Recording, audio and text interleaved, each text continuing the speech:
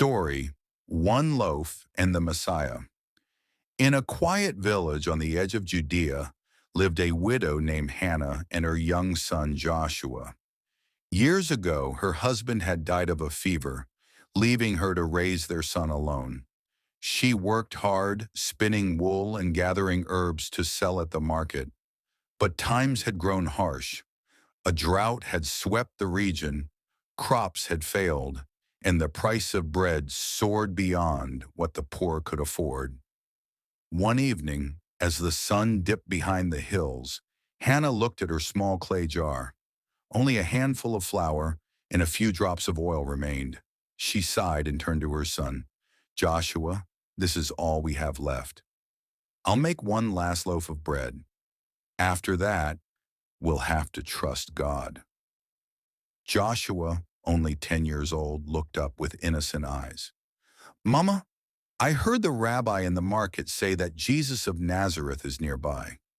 They say he feeds the hungry and heals the sick." Hannah smiled faintly.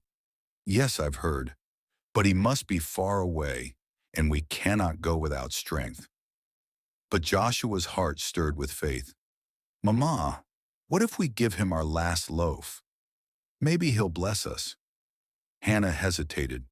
The idea of giving away their final meal seemed absurd, even dangerous. But something about her son's words reminded her of the stories from Scripture. The widow of Zarephath, who gave Elijah her last meal and received oil and flour that never ran dry. With trembling hands, she mixed the flour and oil, shaped the dough, and placed it on the fire. As the bread baked, a sweet, warm aroma filled their humble hut.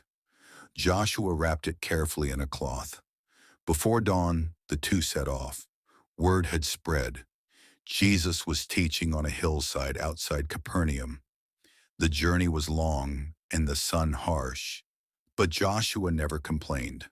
He clutched the wrapped loaf as if it were treasure. By the time they arrived, a massive crowd had gathered.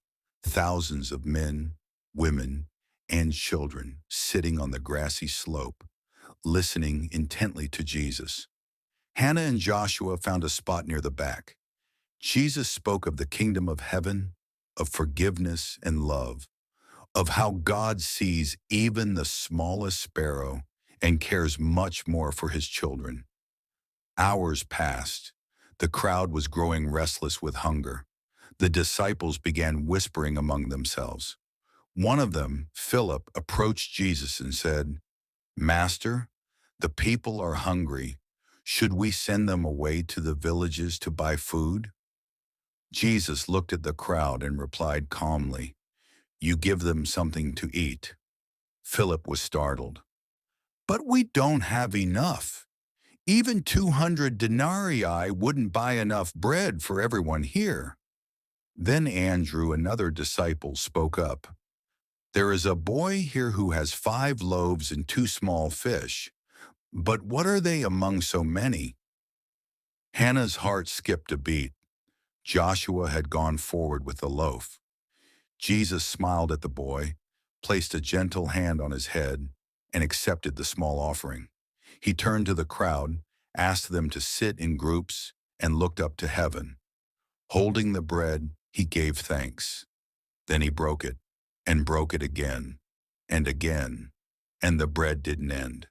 Basket after basket was filled, passed among the people, and yet there was more. Fish, too, appeared, fresh and abundant, as if heaven itself had opened to feed the people. Hannah sat in awe, watching her son help distribute the food. She could hardly believe it. The loaf she thought would be their last had become part of a miracle. When everyone had eaten their fill, more than 5,000 people, Jesus told his disciples, "Gather the leftovers so nothing is wasted." 12 baskets were filled with the remains, more than what they had started with.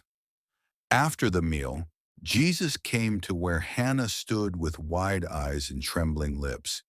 He looked at her gently.